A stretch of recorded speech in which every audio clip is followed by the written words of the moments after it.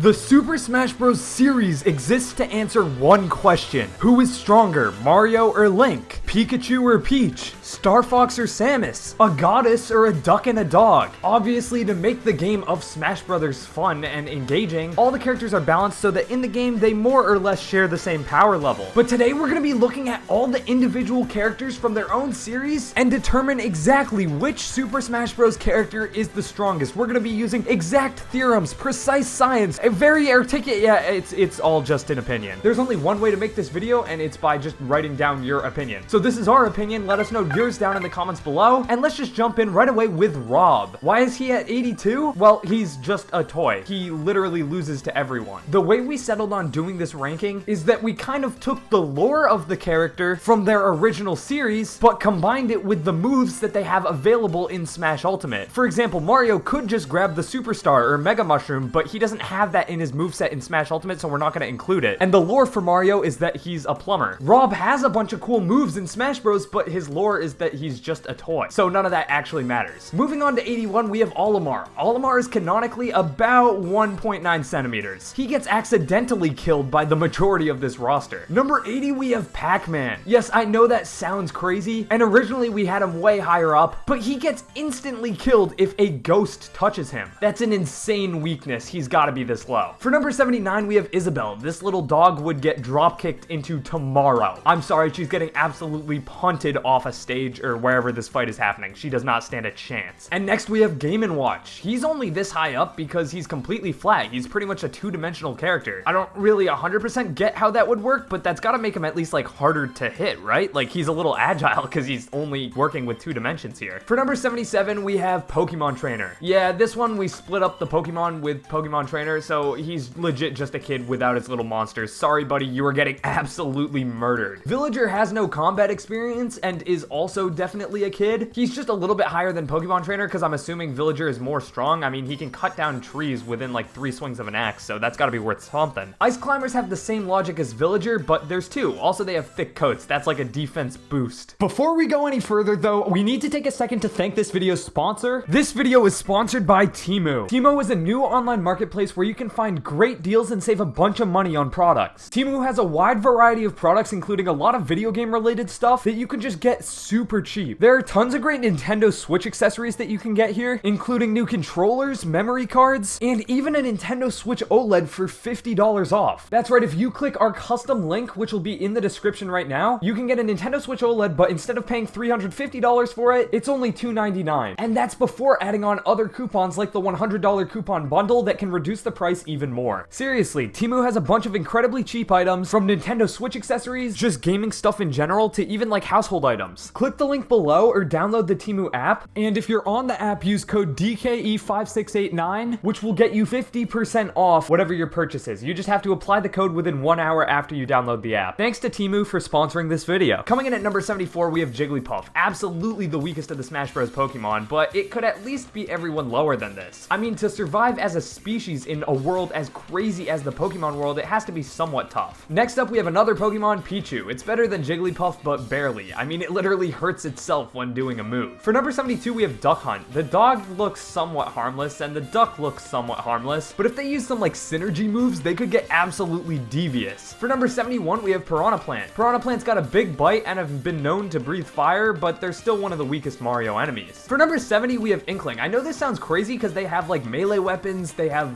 you know, the equivalent of guns, bombs, and all that, but if you think about it, Inklings are only really powerful against themselves. No one else dies from getting splatted with ink. Only other Inklings or Octolings are actually vulnerable. Inklings also die to water, so I mean, it's just not looking good. Speaking of water, Squirtle is up next. If this is Blastoise, this is a completely another conversation, but it's its first evolution. Squirtle is pretty weak. Number 68, Peach. Without power-ups, she's really just a typical adult. I mean, maybe she can use her floating ability, but that probably won't get her too far. Number 67, Wii Fit Trainer. Same deal as Peach, but she's a fitness trainer, which makes her inherently stronger. She's still not doing much though. Mii Brawler is shorter than Wii Fit Trainer, but he's an actual fighter, which obviously gives him an advantage in a fight. Would you rather take someone who's taller but knows yoga, or shorter but knows how to actually fight? That's kind of the logic for him being above Wii Fit Trainer. Diddy Kong is fairly short, only being 3'9", but he's also strong since he consistently uses his arms to support his whole body weight when climbing trees. He also could bite someone with his massive teeth, he knows acrobatics, and can evade attacks with his jetpack. I picture Diddy being very difficult to hit, and then he kind of swoops in with his jetpack or swings in, maybe hits you with a couple peanuts, messes you up a little bit, and then swings away. He's gonna be like kind of impossible to hit, but if you hit Diddy with a big right hook, I'm sorry, it's wraps. He's knocked out, he's done. Bowser Jr. is essentially Bowser as a kid. He can spin inside his shell and breathe fire, allowing him to dodge attacks while also attacking from a distance. He also has the clown car, which has a whole kit of attacks itself. The main thing holding him back is that he's just a toddler. He doesn't have any emotional maturity. We see him get into like temper tantrums often. I mean, yeah, it's not looking too great for him. Speaking of temper tantrums, I will have one. Yes, that's right, I'll break into tears and start sobbing uncontrollably if you don't hit the subscribe button. Most of our viewers aren't subscribed, and we're really trying hard to hit 200,000 subscribers before I go back to college, which is at the end of the summer. So if you're enjoying the content, just hit that one button. It really means the world, and let's get right back into it. Ivysaur is the mid, emphasis on mid, evolution of Bulbasaur. It's not super powerful, but it should at least have some battle experience. Ivysaur is known for being a grass Pokemon, but he's also a poison type, so he could likely poison his opponents and make them too sick to fight. Number 62, Greninja. Greninja is one of the coolest Pokemon, and he's fully evolved, but also he's simply just a big frog. He's good at dodging attacks with his evasive abilities, but his water attacks likely wouldn't have too much effect on most opponents, and with his flimsy legs, a solid punch would probably knock him out. Banjo-Kazooie at number 61 is an interesting one. Banjo is basically a flying bear with the help of Kazooie. Obviously, in real life, bears are extremely strong, but Banjo seems to be the most timid bear in existence. Suffice it to say, it doesn't look like he has that dog in him. He also doesn't have any weapons or superpowers to push him much higher on the list, and we're getting to that point where you kind of need to have some sort of special ability to get higher up. Joker at number 60, he's just a teenager, but he has a dagger. It could definitely cut through enemies, but it doesn't have much range. Even the gun he carries is actually a model, so it wouldn't get him too far. Number 59, Luigi. Again, we're not considering additional power-ups here, so Luigi, he's just a strong human. That's demonstrated by his ability to break bricks with ease. He can jump super high, but he also has poor traction, so his abilities over Mario actually just cancel out, leading us to number 58, Mario. Mario is like Luigi, but a little bit heavier. He also probably has some more experience since the series basically centers around him fighting Bowser and not Luigi fighting Bowser. But yeah, without the power-ups, he's not too much. I mean, he's just kind of a guy.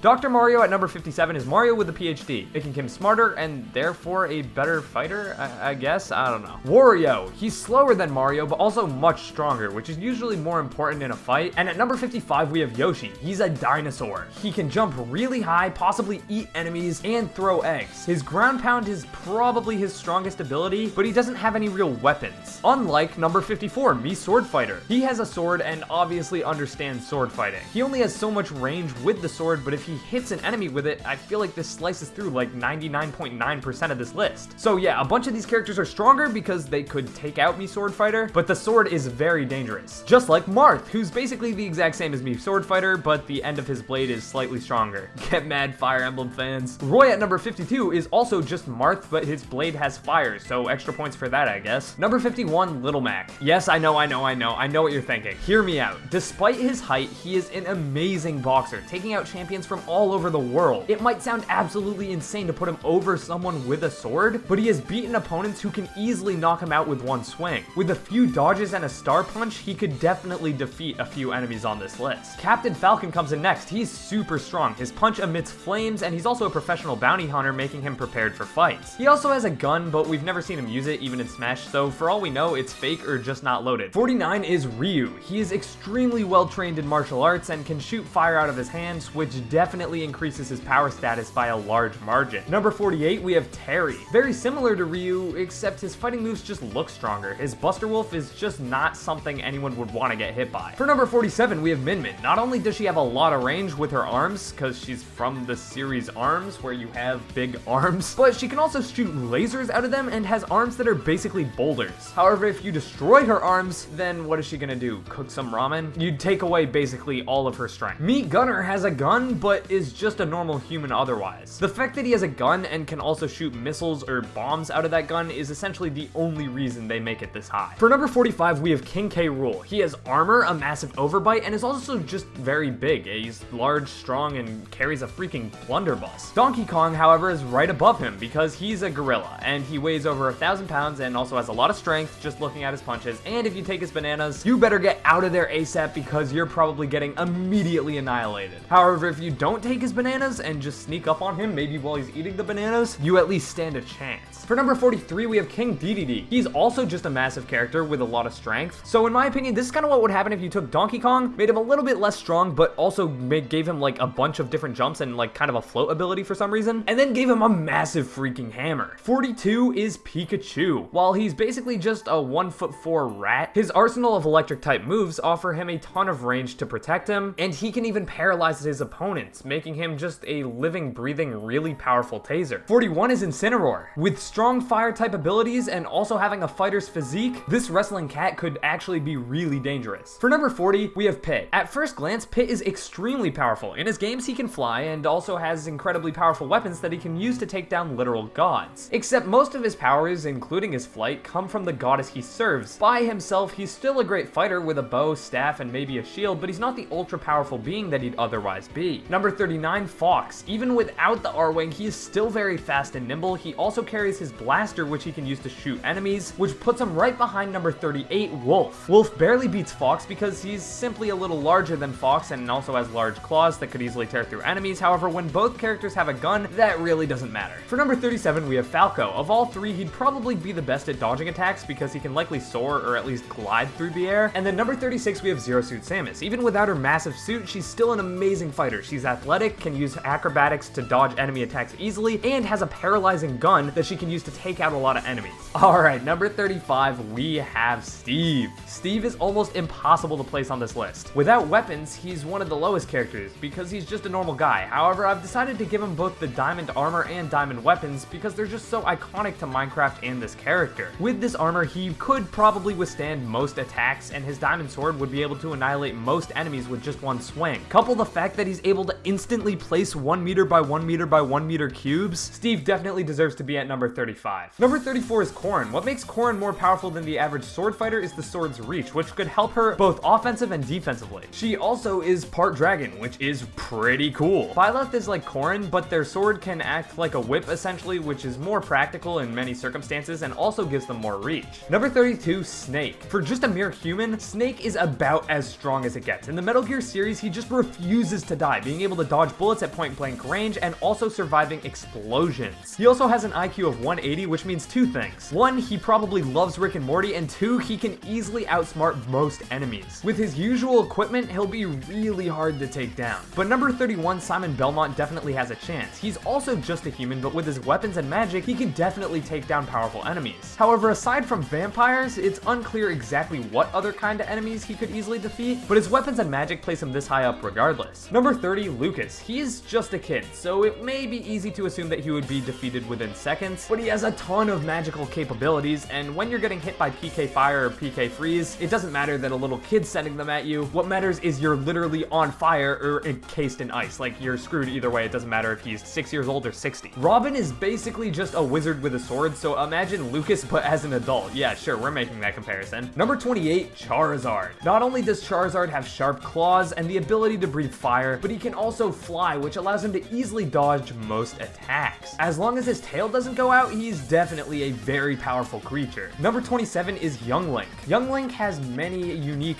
pieces of equipment, including arrows, bombs, and his shield, but he's also only 10 years old. He does have the Triforce of Courage, which motivates him to continue to push through dungeons, but he doesn't have his most powerful weapon, wielding the Kokiri sword instead of the Master Sword, which likely makes a huge difference in combat. Young Link and all Links are also known as like the hero of time or like the chosen one, but honestly, this high up on the list, a lot of the characters are going to be called the chosen one in their respective games. So we're trying not to factor that in too much because it just doesn't really do anything. Number 26, we have Mega Man. He might just be a 10-year-old cyborg, but he has a ridiculous amount of weapons and equipment for any circumstance. From bombs to shields to blasters, if he knows his opponent well enough, he's very likely to have a solution to defeat them. At number 25, we have Kazuya. Kazuya's powers come from his family's devil gene. His demon powers first activated when his father dropped him off a cliff as a boy. This granted him a third eye that shoots lasers and the ability to fly. They are also deeply connected to his emotions, which makes him relentless, filled with hatred and anger. I don't know about you, but I would not want to fight that guy. Number 24, Lucario. Lucario likely bests all the other fighting-based characters simply because of his high speed and high attack stats. Because there's no canonical moveset for Pokemon and they only get to access 4 moves, perhaps with the most optimized moveset he's even stronger. But if he just has an average random moveset, it's still pretty difficult to know where to place him. Number 23 is Bowser. He's a giant lizard that can breathe fire and uses his shell to resist attacks. In the Mario game, just touching Bowser kills Mario, and even when he's defeated, he always finds a way to come back in the next game. At the end of his game, Ike defeats a character who is half goddess. Even with his blue flames and heavy sword, he may not seem like the most powerful being, but he's still very strong, placing him at number 22 on this list. Number 21 is Rosalina, and her power is incredibly difficult to measure because she is so canonically inconsistent. In 3D World, she's Mario with a spin, but in Mario Galaxy, she seems to be some kind of deity claiming to watch over the cosmos. She also turns the observatory into a comet and seemingly resets the entire universe, which demonstrates that she has some really strong magical capabilities, so I just don't know. She clearly has a lot of power, but because we don't know exactly what her powers do, it's hard to say how well she'd do in a fight. At number 20, we have Toon Link, who is similar to Young Link, although slightly older. Young Link is supposed to be 10, while Toon Link is supposed to be 12. However, he's significantly stronger because he does wield the Master Sword, and it is because of the Master Sword that he's able to defeat Ganondorf in The Legend of Zelda: The Wind Waker. Sheik is just Zelda in disguise, so I guess she's very slightly below Zelda, simply because she has to change into her true form to gain access to her powers, or at least we never see Sheik use Zelda's powers in the games. Zelda carries the Triforce of Wisdom, which should help her make quick, smart decisions against opponents. Pair that with her magic, allowing her to send blasts of fire, create a bow of light, and teleport, and she's a very strong opponent. What holds her back is simply the fact that if she was hit, it would likely do a lot of damage. Since she isn't invincible or some kind of immortal god, she's just kind of a princess with a lot of powers. Number 17, Link. He is an adult version of Link, he has the Master Sword in his entire kit, he is incredibly powerful and deserves the number 17 spot. Number 16, Ganondorf. While Ganondorf is typically defeated by Link, he literally wields the Triforce of Power, which obviously makes him very strong. He is also significantly larger, has magic, and can withstand many hits. It's no wonder why Link usually needs aid from Zelda and the Master Swords and maybe some champions in order to defeat him. Number 15, Ridley. Basically, imagine Bowser, but with a massive wingspan that allows him to fly around and a giant tail he can stab opponents with. Number 14, Samus. She's not a god, but she's practically the peak of human evolution, being infused with the DNA of a Metroid. The gravity on her planet is over 900 times that of Earth. Considering the gravity alone would annihilate pretty much every other creature on this list save a few, she's definitely extremely strong, and if you give her her power suit with lasers, bombs, and the Morph Ball, most enemies just don't stand a chance. Number 13, Sonic. Sonic is just ridiculously fast. With his flimsy arms and legs, he might not look strong, but his speed can easily carry him to many victories. Being able to run at almost 800 miles per hour with one spin attack, most enemies would be easily defeated before they even realize what's happening. Number 12 is Cloud. He's obviously very strong, just based on the fact that he carries the massive Buster Sword with ease. He's just a really strong soldier that also has magic, but the real testament to his strength is that he's beaten Sephiroth. For number 11, Sora. Sora's strong because he's owned by Disney, the most powerful thing in the universe. If you somehow manage to actually injure Sora or any of his friends, you're getting sued by Disney, which is the most powerful attack in this entire video. Number 10, Hero. This kid slays dragons for fun. Imagine what he could do if he actually tried. Number 9 is Ness. By the end of Earthbound, Ness becomes extremely powerful, gaining his power from the Earth itself and practically becoming a god. The reality is, though, that he's 10 years old and that's what holds him back. Number 8 is Mewtwo. His strength comes from his extremely high intelligence and his ability to affect people's minds and wipe their memories. In comparison to some of these incredibly powerful opponents, he may appear a little frail, but if he can change their motivations mid-fight, he can easily compensate for what he might be lacking in pure strength. Plus, with his ability to teleport and read minds, he can dodge nearly every attack as he'll know when it will hit him. Number 7 is Meta Knight. Meta Knight is one of the strongest warriors in space, wielding his powerful Galaxia sword. Pair that with his dimensional cape that allows him to teleport, and like Sonic, he'll defeat most enemies before they even know what's going on. Number 6, Bayonetta. Bayonetta is extremely fast, but she's also extremely strong, being known for taking out dragons and entire buildings with her kicks. Pair that with the 4 guns she carries and the fact that she can manipulate time, yeah, she's easily one of the most powerful characters in the series. Number 5 is Sephiroth. He destroyed half of the solar system in Final Fantasy VII. How he got defeated by Cloud, I have no idea, but that's the only thing holding him back from being even higher on this list. Number 4 is Pyra and Mithra. Pyra has massive strength, and Mithra has a lot of speed, basically traveling at the speed of light. If you want more details than that, you're not getting it out of me because I've never touched a Xenoblade game in my life. We're in the top 3 now. Make sure to hit that subscribe button if you've made it this far. This video is an absolute behemoth, and let's get into the 3rd strongest Smash Bros character, being Palutena. Since she's a goddess, she's practically immortal. She can also shoot out large bursts of light and has telekinesis. Basically, most opponents she just sees will explode within seconds and never even have a